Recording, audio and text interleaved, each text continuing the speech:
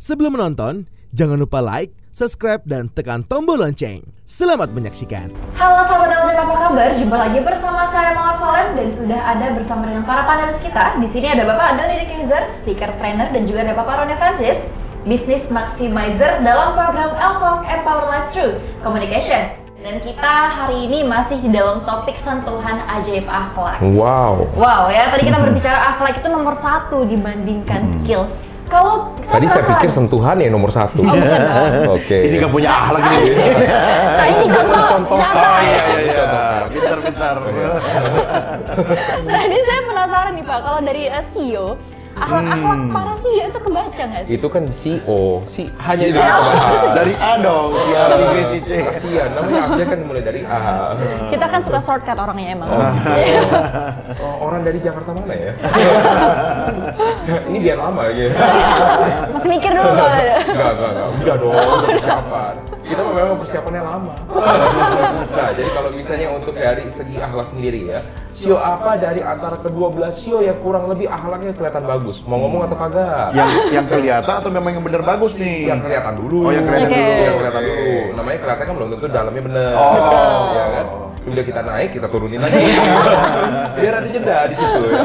Jadi yang pertama yang kelihatannya bagus itu adalah dari sio naga. Ya, Gak enak nih. kelihatan.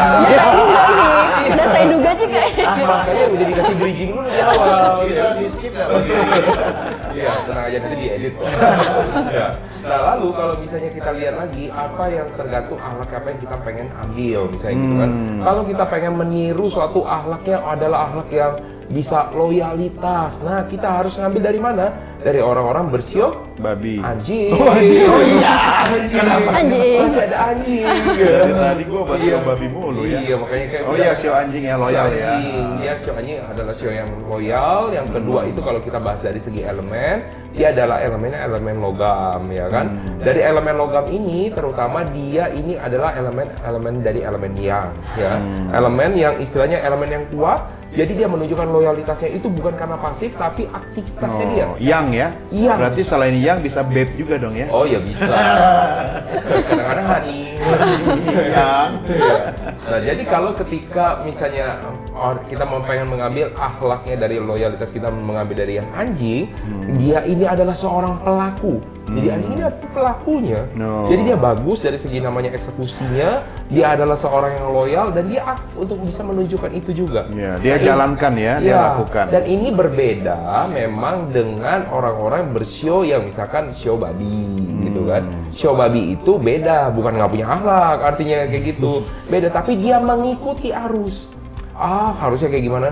Teman-teman yang lain enggak, misalnya kayak gitu. Berarti kalau orang yang sio babi bekerja dalam sebuah perusahaan, leadernya sangat berpengaruh ya sama dia ya. Yang orang sio babi. Iya, Betul. Dia mengikuti Sebenarnya bukan leader sih, lingkungan lebih lingkungannya. tepatnya. Oh. Karena kalau misalnya leadernya kayak gimana, lingkungannya, leadernya bagus. Lingkungannya bermasalah, orang ini pasti akan bermasalah. Iya. Jadi kadang-kadang kita jangan bilang begini loh, satu show ini bagus, satu show ini jelek. Lihat dulu lingkungannya kayak gimana. Tapi terutama saya pesan adalah orang-orang dari bersio babi ini. Ya, karena dia akan sangat terpengaruh dari lingkungannya. Kalau misalnya kita lihat lagi, orang-orang bersio apa lagi terpengaruh dari namanya lingkungannya? Ada lagi orang-orang bersio tikus. Ya kan? Tapi kalau orang bersio tikus ini berbeda dengan orang bersio babi. Orang bersio tikus ini dia mempunyai namanya tujuan. Nah, tapi tujuannya adalah tujuan dari pribadinya dia. Nah, kalau misalnya namanya tujuan dari pribadinya dia, bisa jadi tujuannya bisa jadi nggak benar. Nah, kalau tadi kita udah membahas dari namanya sio babi, kita lihat lagi dari sio apa yang kira-kira bisa juga mengikuti namanya dari arusnya, itu adalah sio tikus. Tapi kalau sio tikus ini adalah sio yang lebih aktif. Tapi aktif untuk apa? Tujuan dia sendiri. Jadi kalau dia ngikutin arus, dia akan cari yang sesuai dengan keinginan dia. Iya. Jadi kalau misalnya tadi sio babi, tergantung dia masuk di lingkungan yang mana, nanti dia akan ikut. Tapi kalau sio tikus, dia mencari lingkungan yang bisa sesuai sama dia. Nah, tapi dia berarti terpengaruh dari lingkungannya juga. Dia bukan adalah seorang pembuat pengaruh di dalam namanya lingkungan, tapi dia masuk ke dalam lingkungannya. Itu adalah orang-orang bersio tikus. Nah, kalau misalnya orang-orang bersio yang lain kayak gimana nih? Kalau kita pengen melihat namanya suatu akhlak yang bagus lagi, nah kita bisa melihat kerja keras dari orang-orang bersio kerbau. Nah, orang-orang bersio kerbau itu orang-orang yang misalnya tidak harus melihat kiri kanan dulu. Banyak orang kalau pas waktu lagi misalkan di dalam mana-mana pekerjaan, dia itu mau mengerjakan sesuatu itu karena ada imbalannya. Contoh, ada komisinya, wah dia baru mau nih, ada bonusnya, atau ketiga, ini disorot sama atasan loh. Wah iya boleh, gua. Padahal itu kerjaan orang lain udah mau selesai, dia baru ambil loh. Nah itu ada juga, bisa kayak gitu. Nah, orang-orang bersio kerbau itu dia adalah orang-orang, ini tugas gua, oke dikasih dia kerjain. Ditambahin lagi kerjaannya, kalau istilah di dalam beberapa perbankan, istilahnya kalau dia ditambahkan target namanya digendong. Nah, ada lagunya loh, tak gendong. Oh, iya. Ya. Nah, ketika dia mengerjakan itu, dia biasanya tidak bersungut-sungut, tidak mengeluh. Nah, itu adalah orang, kalau kita mau melihat akhlak kerja keras, contohlah orang-orang bersio babi. Nah, contoh yang pengen dilihat lagi, orang-orang sio apa lagi? Ayo, dari Kerbau atau babi? Kerbau tadi. Kerbau. Oke. Saya sangat terkesan dengan sio babi sepertinya ya. Sio babi ya. Sio babi kan tadi sudah. Iya. Ya? Tapi Jadi- ngomongnya babi mulu. Iya. Lalu orang-orang bersio apa lagi? Kalau menurut saya lihat dulu orang-orang bersio ular. Misalnya contoh ular ya. gimana, ular? Karena dari ada mawar di sini orang bersio ular ya. Saya sudah mulai Apa takut yang- ini. Iya. Nah, orang-orang bersio ular itu harusnya ada sesuatu yang harus kita tiru juga. Dari segi apa? Kemampuan dia mengatur namanya strategi. Jadi bagaimana ketenangan dari ular itu bisa juga kita tiru. Ya, jadi kalau misalnya ada beberapa orang yang suka namanya gerasa gerusu, ya, apalagi kalau orang-orang bersio harimau yang mudah tersulut namanya emosi, harus mencontoh orang-orang bersio ular yang lebih cenderung tenang. Ya, kalau misalnya orang-orang bersio lain lagi, misalnya, kan yang tenang kan bukan cuma itu doang aja, ada lagi dong yang lain ada. Orang yang tenang lagi ada, contohnya kayak gimana? Orang bersio ayam. Tapi tenangnya orang-orang bersio ayam itu adalah tenang untuk ngerjain mereka punya sendiri. Asik dengan hidupnya, gitu loh. Nah ini berbeda dengan orang-orang tadi bersio ular. Bersio ular itu tenang tapi sambil memikirkan strategi secara jangka panjang. Orang bersio ular tenang tapi ngerjain hidupnya untuk punya sendiri. Nah itu berbedanya. Kalau misalnya lihat lagi, nah ini saya bahas hampir seluruh sio nih ya. Orang-orang bersio misalkan bersio kuda. Nah, sio kuda belum pernah ya? Atau jarang ya tadi? Tadi Bu, ya. Jarang ya. Orang bersio kuda ini dari semangatnya dari mana? Bukannya orang sio kuda kalau kita lihat kudanya itu kerja keras juga. Lu lihat kerja kerasnya gara-gara dia di delman. Iya. Tapi dipecut. dia mesti dipecut kan? Mesti Baru, dipecut. Ini berbeda dengan orang bersio kerbau. Ada juga nanti yang protes, kerbau juga dipecut katanya. Iya kan? Tapi berbeda ya. Dalam arti di sini memang dia adalah orang pekerja keras. Orang bersio kuda adalah orang-orang yang bisa diajak lari. Bisa diajak lari. Jadi kalau misalnya, diajak cepet kayak gimana? Orang-orang sio kuda dan orang-orang bersio tikus adalah dua sio yang bisa diajak sangat cepat. Nah ini adalah kita kalau mau meniru kecepatan dari dua sio ini juga boleh. Nah lalu orang-orang bersio monyet. Orang bersio monyet dari mana? Kita bisa tirunya lagi. Orang-orang yang selalu optimis mencari namanya peluang. Jadi kalau misalnya orang lain melihatnya semua, wah ini kayaknya udah nggak bener nih, kayaknya udah jelek-jelek semua nih. Nah, orang-orang bersio monyet akan mencari, harusnya ada sesuatu peluang di sini. Ya, di sesuatu yang hal-hal negatif, pasti dia akan menemukan namanya positifnya. Karena itu sesuatu yang bisa dia jual kan artinya. Nah, itu adalah orang-orang bersio monyet. Apalagi ya berarti yang masih belum, ayo. Kelinci, betul. Nah, dari orang-orang bersio kelinci, nah kita harus melihat sisi dari apa? Keramahannya. Orang-orang sio kelinci adalah orang-orang yang paling mudah untuk berbaur dengan yang lain. Jadi kalau kita mau pengen melihat yang bagus tuh kayak gimana sih? Orang yang bisa bersopan santun, ya kelihatan berakhlak baik. Anda harus lihat orang-orang bersio kelinci. Tapi kalau kita pengen melihat, oke, kita pengen nih lihat orang-orang berkarismatik, misalnya gimana? Lihat orang-orang bersio naga.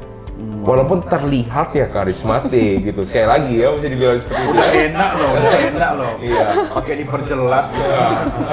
Itu, jadi harus dibilangin dulu. Ya, jadi kalau misalnya sahabat Eljon, Anda itu termasuk sionya sio yang mana? Sio mama. Nah, kalau misalnya dari Mawar sendiri, Mawar punya orang bersio apa nih? Punya teman yang deket sama Mawar deh. Kayaknya sama-sama saya ular dan kelinci. Hah? Ular dan Ular dan kelinci. kelinci. Sesuai kan tadi yang dibilangin? Iya. Iya, jadi dia kalau misalnya ular dia lebih tenang biasanya. Kalau orang sio kelinci dia akan lebih cenderung lebih ramah.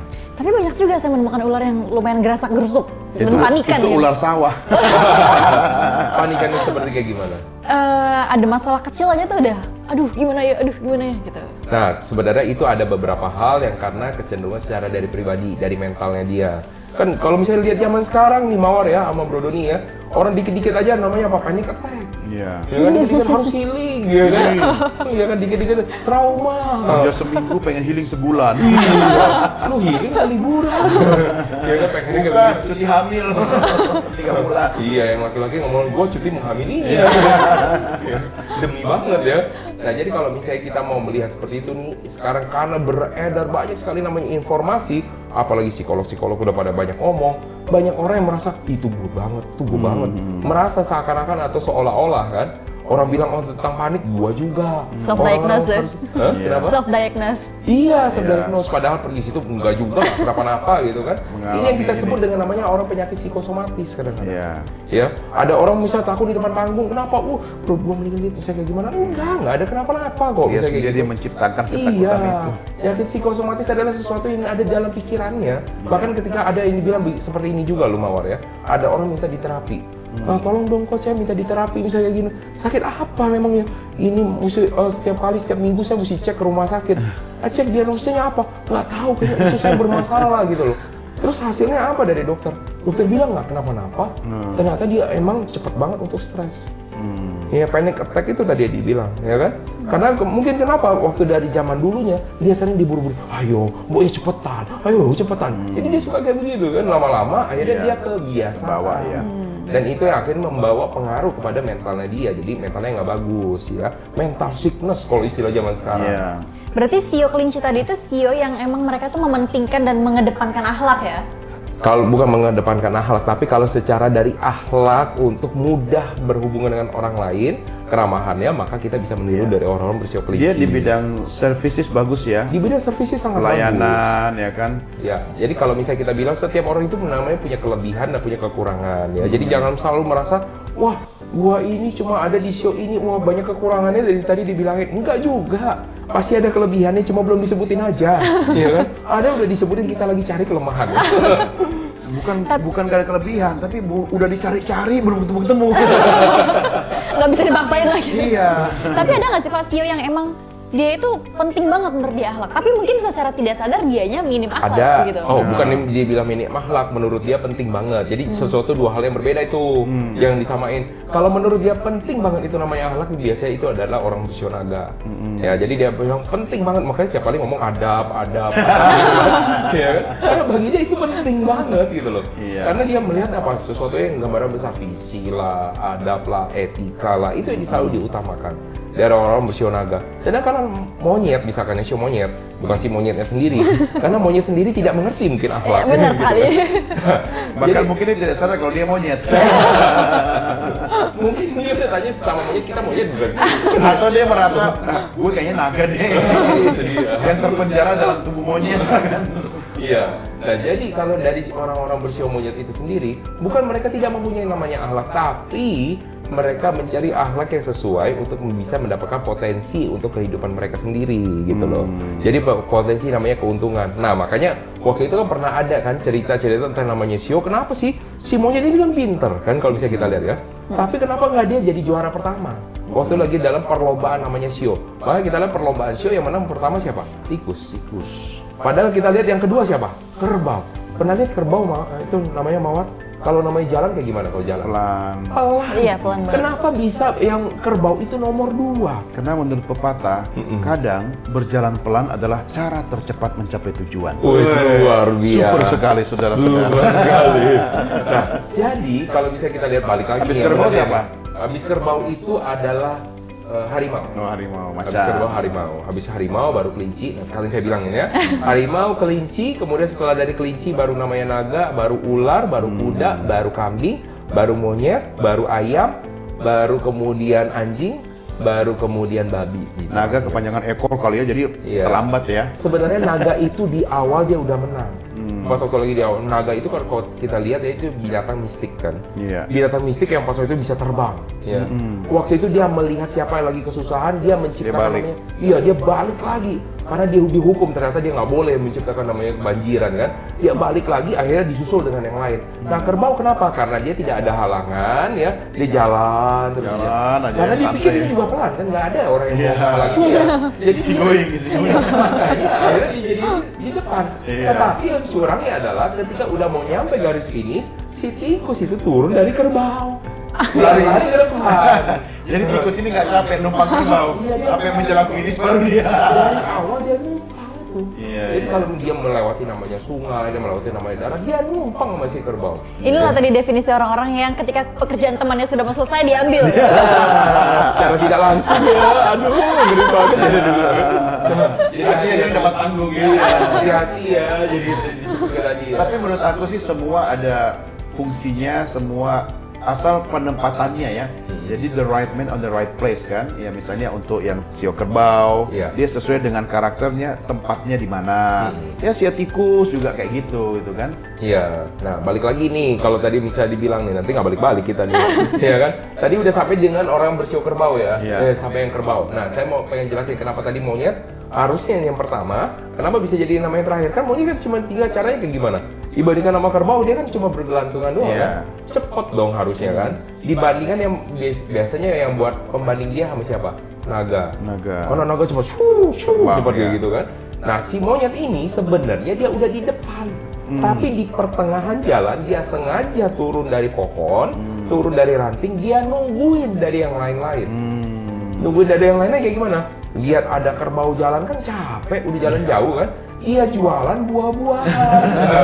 Nah, itu dia. Aji mumpung. dia. Aji mumpung. Iya, Iya, makanya. iya, iya. Makanya dia selalu melihat apa? Karena gue cepet nih, kan yang lain. Gue lihat naga udah balik katanya kan. Nah dia di situ dia kasih jualan buah-buahan. Nah karena kerbau capek dia makan, ya. Karena si tikus ada di atas ya, makanya dia makan. Lalu sampai dengan yang terakhir, sampai yang terakhir ada apa? Ada babi di situ kan. Nah babi udah selesai kan, tapi tetap pelan ya jalannya kan. Nah akhirnya dia tetap. Nah, makanya akhirnya monyet itu sampai ke urutan keberapa tuh kalau misalnya dilihat? Ke-9 ya, ke-9 gitu. Itulah alasannya kenapa monyet itu tidak di urutan pertama. Bukan karena dia bodoh. Jadinya dari tadi segmen kita ini bahas hewan aja. Segmen apa ini sebenarnya? Ya, jadi sebenarnya untuk menunjukkan gini loh, di dalam cerita ini juga ada cerita tentang namanya akhlak ya. Jadi ada beberapa hal, yang pertama merebut pekerjaan hasil kerja keras dari orang lain itu juga nggak bagus ya. Yang berikutnya dari misalkan namanya si monyet, harusnya dia bisa menjadi yang pertama, tetapi karena dia melupakan bahwa intinya itu dari apa, dari pertandingannya, sering lupa karena untuk potensinya, maka dia tidak menjadi yang pertama. Padahal Iya, harusnya bisa. dia lebih penting jualan ya. Iya. Cuan. Iya, kerja keras yang dari sio kerbau bagus atau tidak bagus. Bagus. Itu bukan artinya tidak bagus, tetapi hati-hati terhadap orang yang mendompleng Ya, dari dia. penumpang gelap. Menumpang dari dia. Nah, terus lalu kalau misalnya kuda, kok kuda bisa nggak itu jadi yang pertama? Harusnya kok tadi udah ada itu monyet ya kan? Nah, kita bahas masih tetap di antara perbinatangan ya. Dari yang lain. Kenapa kuda ini tidak menjadi yang pertama? Kan cepat Iya. harusnya kan? Iya. Selain daripada itu. Nah, dia cepat sebenarnya. Udah tapi nah ini ya kekurangannya dari namanya kuda. Kuda itu saking pertama dia udah berasa dia cepat. Nah, ini ingat cerita kura-kura dan ini kelinci. Iya. Nah, dia udah berasa paling cepat ketemu dengan namanya sungai, haus. Dia bersantai-santai dulu di situ. Mampir di rest area. Mampir di rest area, dia kelamaan jadi. Di sini Ngantuk juga ya. kita belajar sesuatu tentang namanya akhlak.